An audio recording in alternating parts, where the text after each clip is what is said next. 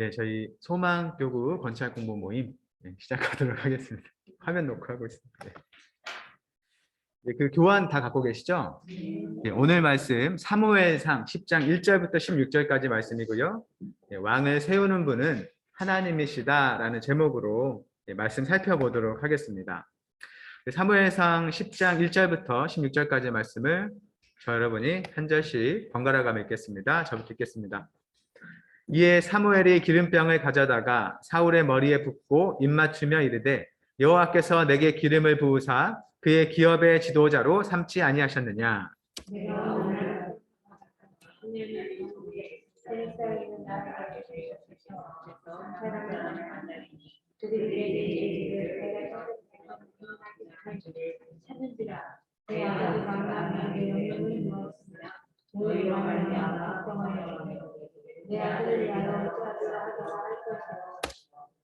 내가 거기서 더 나아가서 다볼 상수리 나무에 이르면 거기서 하나님을 배우려고 베델로 올라가는 세 사람을 만나리니 한 사람은 염소 새끼 셋을 이끌었고 한 사람은 떡 세 덩이를 가졌고 한 사람은 포도주 한 가죽 부대를 가진 자라.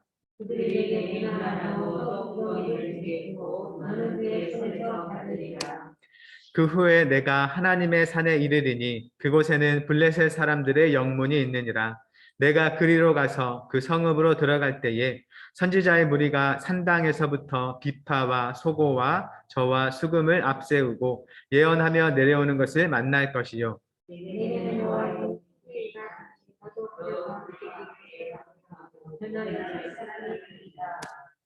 이 징조가 내게 임하거든 너는 기회를 따라 행하라. 하나님이 너와 함께 하시느니라.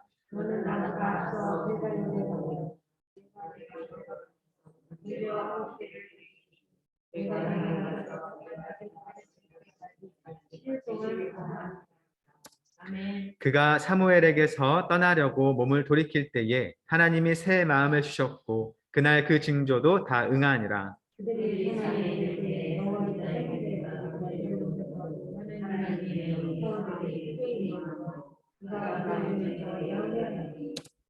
전에 사울을 알던 모든 사람들이 사울이 선지자들과 함께 예언함을 보고 서로 이르되 기스의 아들에게 무슨 일이 일어났느냐 사울도 선지자들 중에 있느냐 하고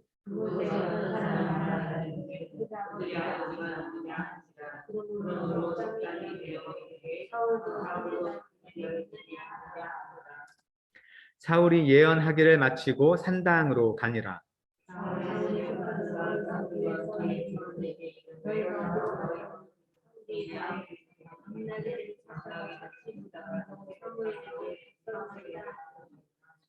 사울의 숙부가 이르되 청하노니 사무엘이 너희에게 이른 말을 내게 말하라 하니라. 숙부에게 말하되 그가 암나기들을 찾았다고 우리에게 분명히 말하더이다 하고 사무엘이 말하던 나라의 일은 말하지 아니하니라. 아멘. 예, 하나님 당신의 뜻을 펼치기 위해서 왕을 세우기도 하고 또 폐하기도 하시는 분이죠. 그래서 이스라엘 왕은 재물이나 군사가 아니라 하나님을 의지해야 하고 자기 뜻이 아니라 하나님 말씀에 순종해야 한다고 사실 이스라엘이 왕을 구하기 전에 이미 신명기 말씀에 그렇게 알려주셨습니다. 그렇게 하나님께서는 이 역할을 감당할 이스라엘의 첫 왕으로 사울을 세워주시는 것이죠. 우리는 그 과정을 살펴보는 겁니다. 사무엘이 사울의 머리에 기름을 부어서 왕으로 세우면서 징조를 예고하는데요. 세 가지 징조를 주었습니다. 그게 어떤 것이었나요?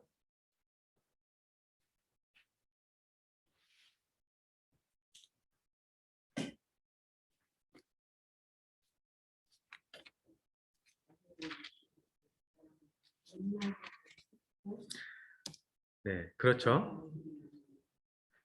네, 그 암나기에 관한 소식을 전해주는 사람을 만날 것이고 또 둘째로는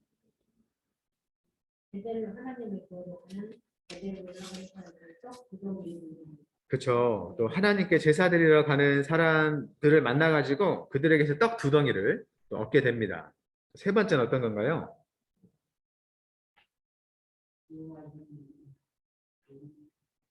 그렇죠. 어떤 선지자의 무리를 만나는데 그때 하나님의 영이 임해서 너도 그들과 함께 예언하고 변하여 새 사람이 될 것이다 라고 얘기를 해 주었습니다. 그렇죠. 사무엘 선지자는 사실 우연이라고 말하기에는 매우 구체적인 예언을 주었고 또 한 가지 징조가 아니라 세 가지 징조를 주어서 그걸 이루어진 걸 통해서 내가 너에게 기름을 부은 게 왕으로 삼으면서 기름을 부은 게 우연히 내가 임으로 한 것이 아니라 참으로 하나님께서 하신 일이다라는 걸 전달해 주려 합니다. 그래서 이 일이 이제 두 가지 면에서 큰 유익을 끼칠 수 있는 일이란 거죠. 사울이 이 세 가지 일을 정말로 경험하게 된다면 어떤 생각이 들까요? 하나님께서 정말 나를 왕으로 세우셨구나. 하나님께서 나와 함께 하시는구나. 그런 확신을 갖게 됩니다. 그래서 왕의 자리에 오르더라도 하나님이 함께 하시니 담대함과 용기를 가질 수 있겠죠. 둘째는 내가 잘나서 왕이 된 게 아니라 하나님께서 나를 왕으로 세우셨다라는 생각을 염두에 두고 하나님 앞에 행하는 겸손을 가질 수 있게 되는 것이죠. 두 번째 문제 보겠습니다. 사무엘은 사울에게 이 징조가 임하고 난 뒤 어떻게 하라고 7절에서 말하고 있나요? 그렇죠. 기회를 따라 행하라. 하나님이 너와 함께 하시니라 라고 얘기를 해 주었습니다. 먼저 예언이 성취되기를 기다려야겠죠. 그래서 하나님께서 어떻게 일하시는지를 먼저 보라는 의미입니다. 이스라엘 왕은 다른 나라의 왕과 다르게 자신의 정치적 소신을 펼치는 자리가 아니라 이스라엘을 다스리시는 하나님의 인도하심을 따라 순종하는 자리라는 거죠. 그렇게 하나님께서 주신 징조가 이제 이루어지게 되면 그에게 주어진 기회를 따라서 행할 수 있다. 하나님을 따라서 행할 수 있다라고 얘기를 하고 있습니다. 그리고 그렇게 말씀을 따라 직무를 수행할 때 하나님께서는 이제 사울과 함께 할 것이다라는 걸 알 수 있다는 것이죠. 여기서 이제 기회를 따라 행하라라는 말이 조금 이제 어려운 것 같아요. 학자들도 이 부분을 보면 어려운데 마치 기회를 따라 행하라는 말은 너가 어떤 기회를 잡으면 너 하고 싶은 대로 해도 돼. 하나님께서 너와 함께 한다. 라는 의미로도 사실은 받아들일 수가 있어요. 그렇죠? 하지만 우리가 앞서 살펴본 것 같이 어디까지나 하나님께서 우리를 세워주시는 분임을 믿고 겸손한 가운데 기회가 주어지는 대로 행해야 된다라는 걸 기억할 수 있으면 좋겠습니다. 나눔 질문 한번 볼게요. 선지자 사무엘은 예언과 징조를 통해서 왕을 세우는 분이 하나님이심을 확인시켜 주셨습니다. 혹시 여러분도 하나님이 내 삶을 지탱하고 이끄신다는 것을 확신하게 된 계기 또는 어떤 사건이나 일이나 마음의 변화가 있으면 서로 이야기해 봅시다. 아직 하나님이 내 삶을 붙들고 계심을 확신하지 못하고 있다면 어떤 면에서 그런지 나눠봅시다. 네, 질문입니다. 혹시 하나님께서 정말 내 삶을 붙들어 주시고 또 내 삶을 이끌어 주시구나 라는 걸 경험하신 적이 다 있으시죠? 뭐 없을 수도 있어요. 없을 수도 있죠. 믿음은 갖고 있지만 그게 분명하게 다가오는 그런 일이 분명히 없을 수도 있겠습니다만 혹시 그런 일이 있다면 어떤 일이었을까요?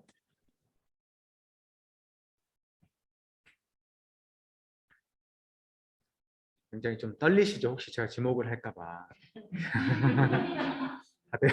다들 고개를 숙이고 계시는데 지목하지 않겠습니다. 지목하지 않고요. 네? 네, 눈을 안 마주치죠. 다들 이렇게 집중을 하시는데 이게 뭔가 있을 것 같아요. 확실히 그런 것 같아요. 저의 경험도 그렇고 사실 그것을 누군가에 말했을 때는 야 그걸 어떻게 하나님이 너와 함께 하시고 인도하신다는 그 증거를 삼을 수 있냐라고 말할 수 있는 일들일 거예요. 아마 우리가. 그렇죠?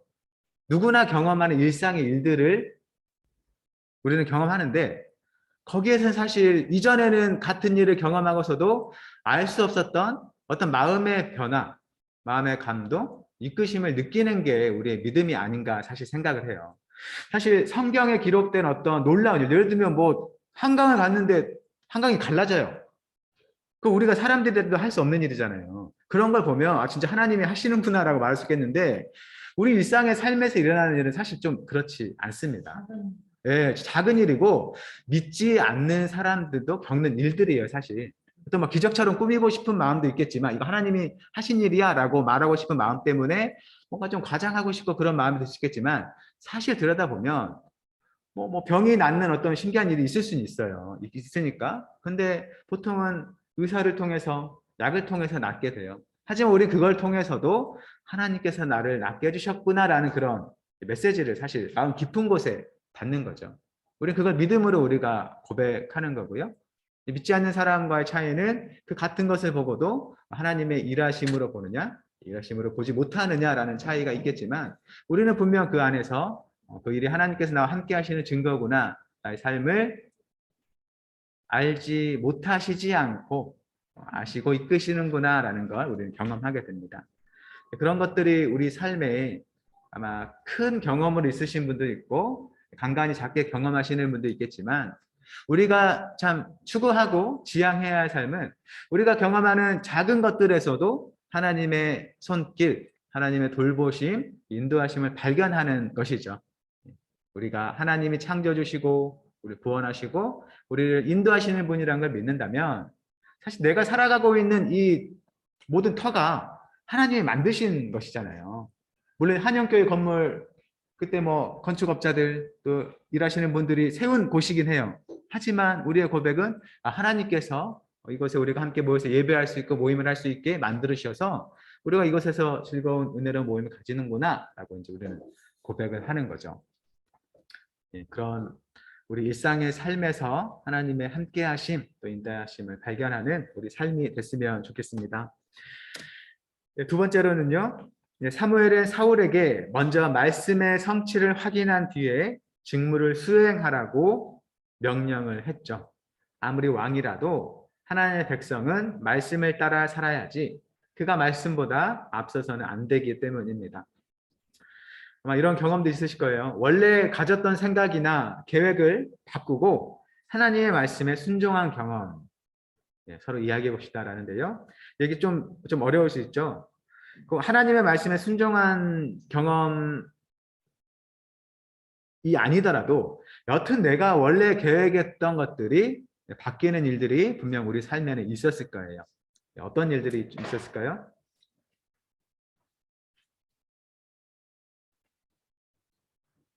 어떤 뭐 이사를 가려고 했던 뭐 그런 일들이 뭐 잘 안 돼서 뭐 다른 곳으로 가게 된 경험이 있을 수도 있고 물론 이제 자식 키우는 일에서는 결코 내 뜻대로 되지 않으신 걸 다들 많이 경험하셨을 것 같아요. 그렇죠? 최선의 노력을 하더라도 되지 않는 영역이 우리 삶에 있죠.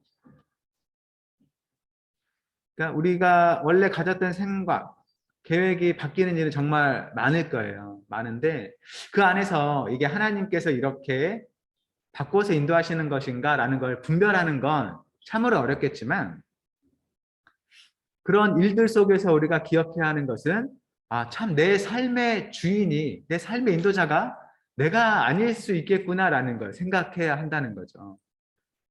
우리는 많은 시간 우리 자신이 우리 삶의 주체가 되고 주인이 되어 살아갈 때가 많아요. 우리 사실 그럴 책임이 있죠. 내 삶을 나 아니고 누가 책임져 주겠어요. 우리 사람들 사이에서 그렇죠? 내가 내 건강을 챙기고 내가 오늘 하루의 일과 내가 일주일에 그 계획을 세우고 성실히 살아가야 할 의무가 있다는 거죠. 그런데 그것만으로는 실행되지 않는 이루어지지 않는 게 우리 삶이라는 거예요. 내가 아무리 노력을 해도 되지 않는 영역이 있구나.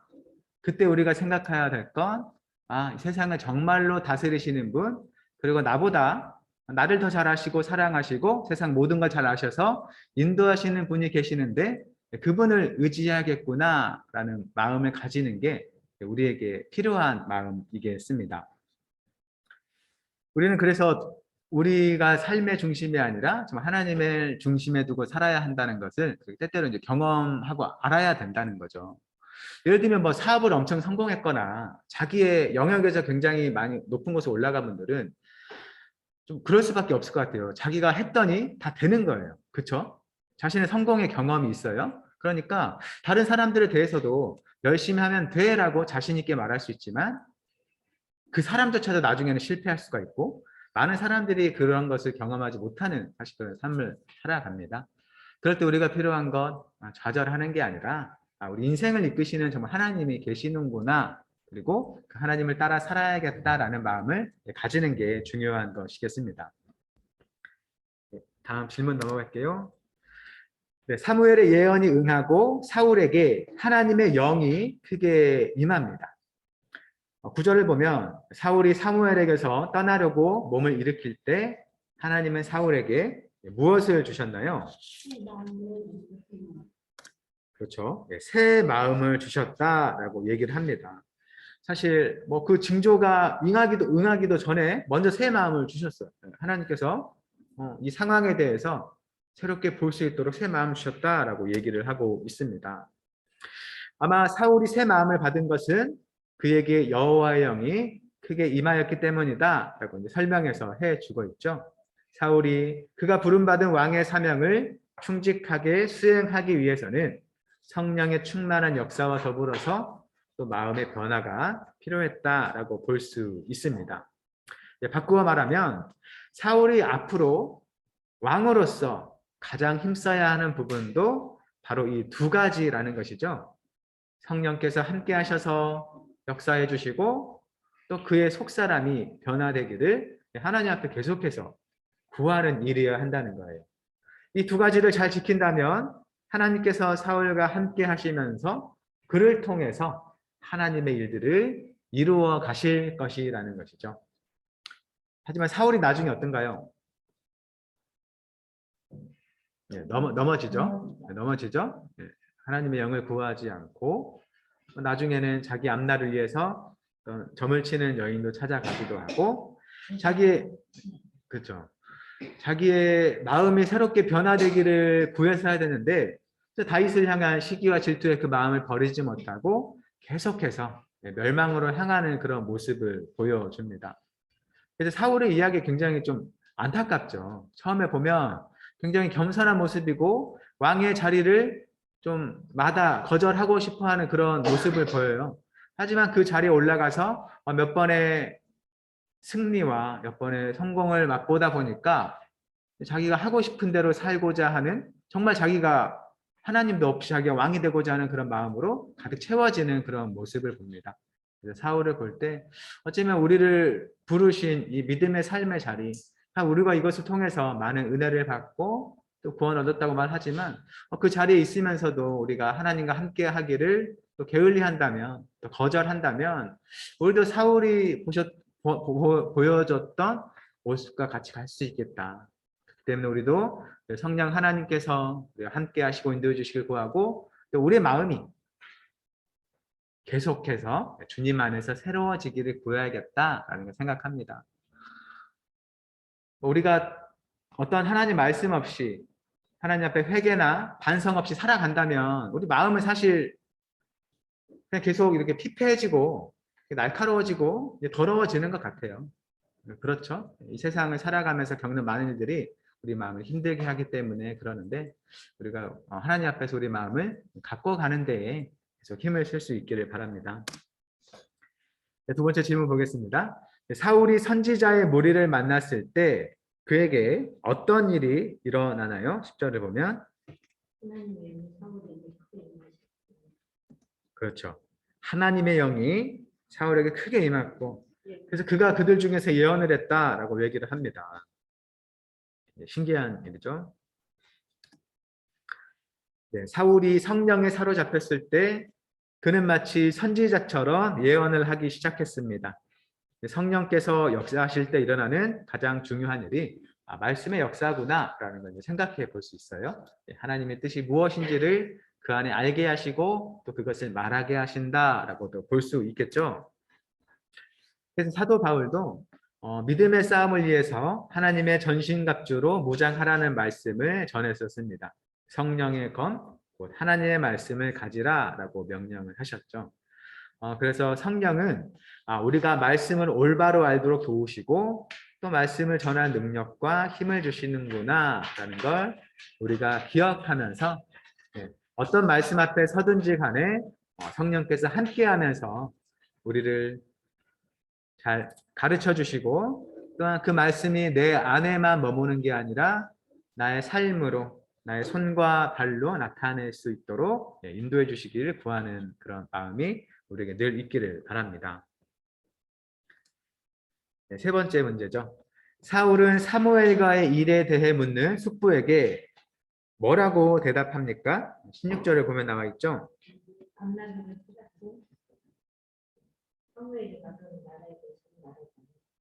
네, 그렇죠.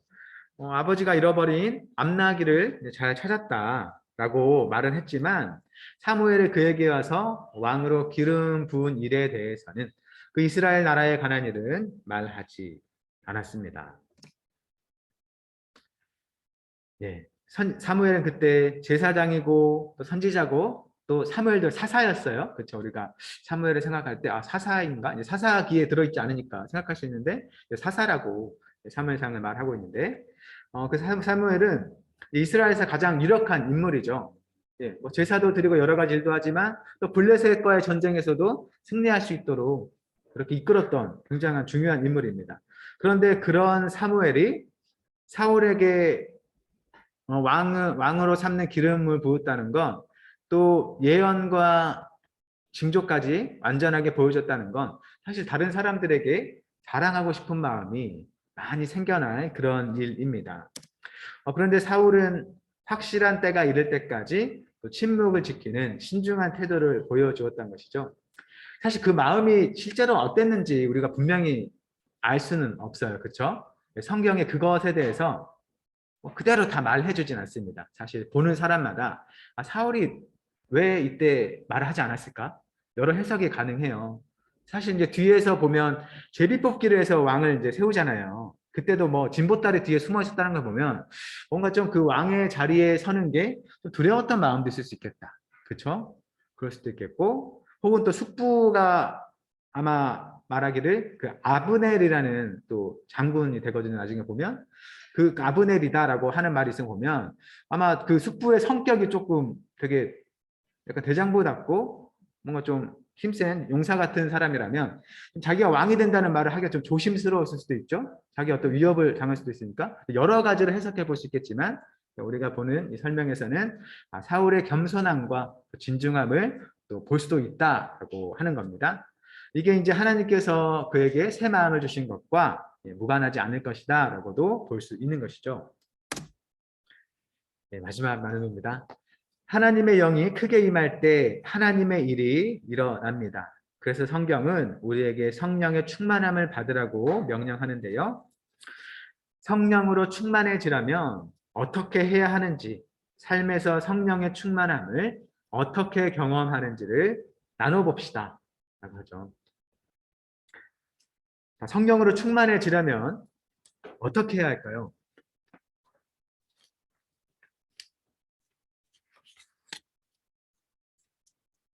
어떻게 해야 하나요?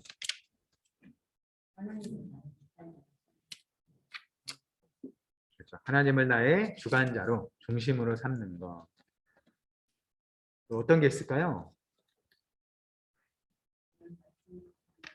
늘 말씀을 가까이 하고 있고, 그렇죠. 이게 어떤 뭐 비법 같은 그런 건 사실 없을 거예요. 그렇죠? 이거 무슨 뭐 성령 받는 법 해가지고 막 1번, 2번, 3번 이렇게 있으면 사입이라고 할 수 있고요. 사실 성령이 하나님이시잖아요. 하나님이 우리 안에 충만히 임한다는 것은 사실 하나님께서 우리에게 이제 하시는 일이라고 볼 수 있어요. 내가 이렇게 저렇게 했더니 딱 임한다라는 건 마치 우리가 자판기에서 동전 500원 넣으면 음료수 나오는 듯이 생각할 수 있겠는데 사실 이제 그런 게 아니고요. 우리가 사실 뭐 우리가 생각하는 준비를 다 했더라도 하나님께서 이제 임하시는 건 정말 이제 하나님의 일인 거예요. 하나님이 하시고자 하면 그렇게 하시는 일이지. 우리가 뭐 신잡하듯이 막 불러 일으키듯이 그런 건 이제 아니라는 거죠.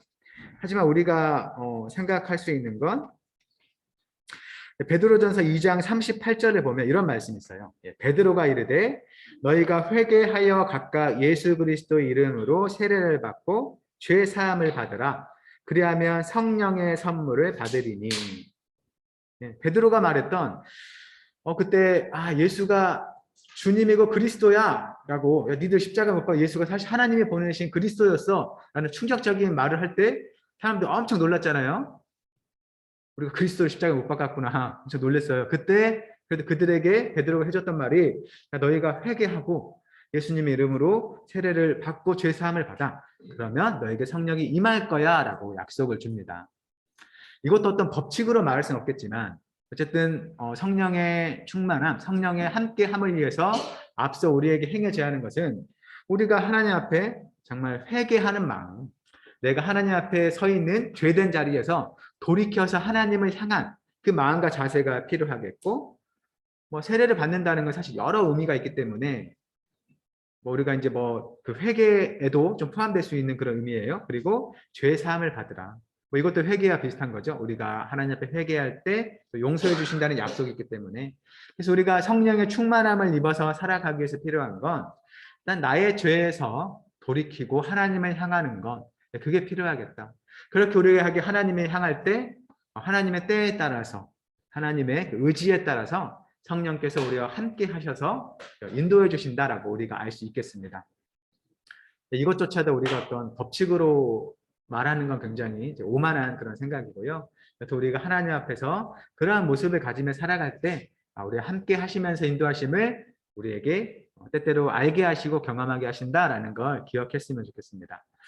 제가 이제 학교 신학대학원을 다닐 때 그 학교에서 예배가 있거든요. 예배가 있는데 그때 어떤 교수님이 했던 설교 중에 성령 충만이 무엇인가 라는 것에 대해서 그분이 했던 정의가 저에게는 아직 좀 기억에 남아요. 성령 충만은 여러 가지 진짜 너무나 다양하게 표현을 할 수 있거든요. 하나님의 영이 내한테 가득하고 하나님 인도하는 삶 여러 가지로 정말 표현할 수 있는데 이분이 했던 표현은 내 마음이 말씀에 설득될 때 그게 성령이 충만한 것이다라고 표현하더라고요. 그렇죠? 내 마음이, 내 생각이 말씀에 설득되어서 살아가는 삶, 그게 성령 충만한 삶이다라고 표현을 해요. 어떤 대단한 게 아닐 수도 있어요. 그렇죠? 막 성령 충만하면 내 마음에 엄청난 활력이 돋아나고 사람들 향해서 말했더니 다 믿고 이런 일이 일어날 그런 게 아니라 하나님께서 주시는 말씀에 내가 설득돼서 그 말씀에 동의하고 그 말씀대로 살아가는 삶, 그게 성령이 충만한 삶이라는 거예요. 어떤 능력을 바라고 누굴 고치고 그런 게 아니라 그저 하나님 말씀에 순종해서 살아가는 삶을 가리켜서 성령 충만한 삶. 그래서 성령 충만함이란 것은 우리를 말씀대로 인도함이다라고 또 표현을 할 수가 있는 거죠. 그러한 삶이 우리에게 날마다 잘 이루어질 수 있길 바라고요. 혹시 그러한 삶에서 우리가 자주 넘어지고 또 그 길에서 벗어날 때도 있지만 계속해서 하나님 앞에 나아가는 그런 은혜가 있기를 바랍니다. 혹시 오늘 함께 나눈 내용 중에 좀 궁금하신 점, 또 얘기하고 싶으신 점이 있으실까요? 사도행전 2장 38절이요. 네네. 사도행전 2장 38절입니다. 네네.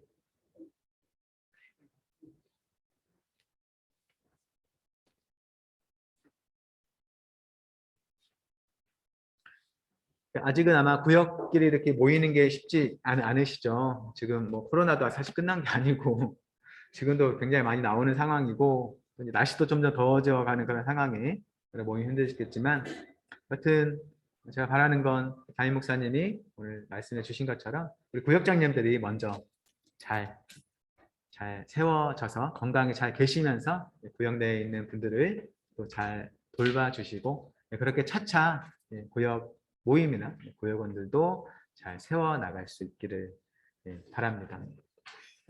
혹시 좀 궁금하신 점이 있나요? 교회 행정이나 앞으로 일들에 대해서? 네, 없으신 걸로 알고 나중에 또 편하게 말씀해 주시면 됩니다. 우리 한번 기도하고 마치도록 할 텐데요.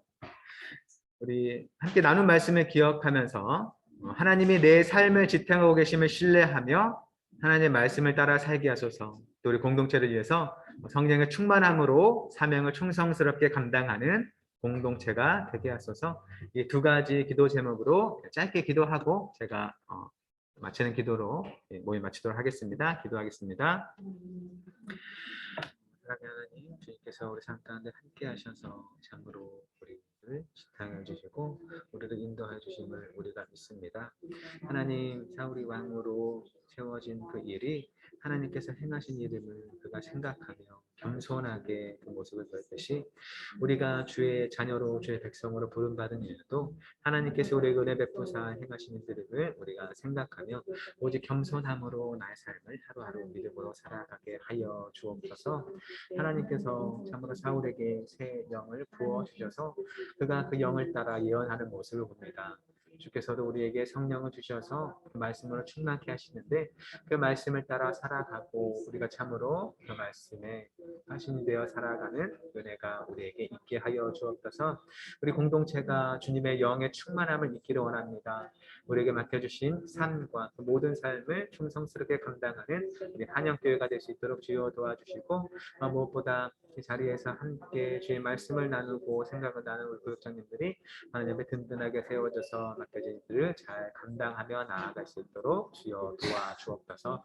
오직 주님의 은혜가 우리에게 있기를 원합니다. 앞으로 무엇을 주께서 계획하시든지 그 모든 일들에 우리가 보조를 맞추어 나아가는 주님의 시체 될 수 있도록 주여 도와주시고 그 안에서 주께서 바라시는 함께 즐거워하고 함께 위로하는 교회를 이루어 나갈 수 있도록 주님 은혜를 더하여 주옵소서. 함께하여 주옵소서. 은혜를 베풀어 주옵소서.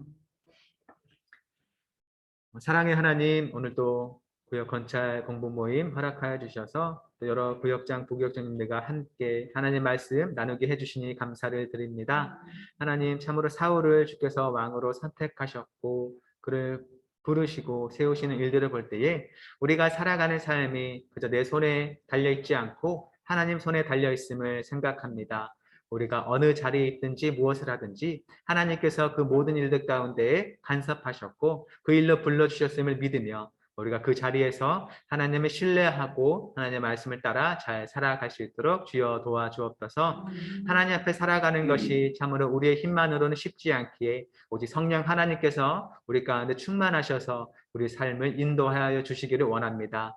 주께서 싫어하시고 미워하시는 모든 죄가 주님 앞에 낱낱이 다 드러나며 우리를 회개로 이끌도록 주여 도와주시고 우리가 오직 주의 용서함을 받아 깨끗하고 거룩한 마음으로 성령의 충만함을 입어 하루하루 주의 말씀 따라 살아갈 수 있도록 은혜를 베풀어 주옵소서.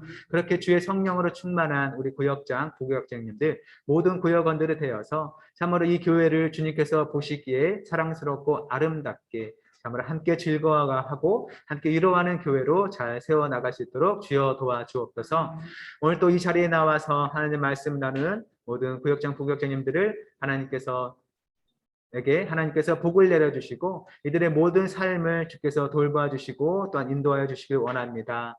고역원들을 향해서 하고자 하는 많은 것들 중에 하나님의 은혜와 능력과 인도하심이 함께 하길 바라고 우리 구역장님들을 통해서 고역원들에게 주님의 은혜가 흘러가며 그들도 또한 주님의 은혜 안에 살며 하나님께 가까이 나아가 설 수 있는 그 귀한 복이 충만하게 임하게 하여 주옵소서. 우리에게 맡겨주신 일들 참으로 스스로 잘 감당하기 어렵기에 주께서 함께 하사 모든 일 이루어 주시며 무엇보다 하나님의 교회의 충만함을 향한 소망을 가지고 살아가는 우리 모두 되게 하여 주옵소서.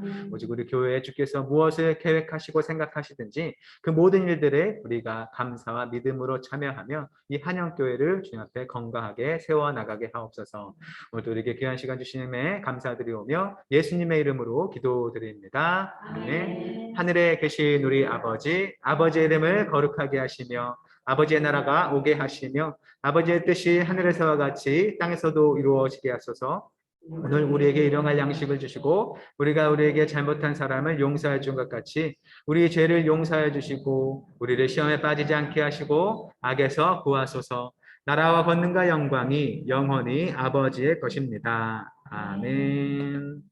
네, 수고하셨습니다. 감사합니다.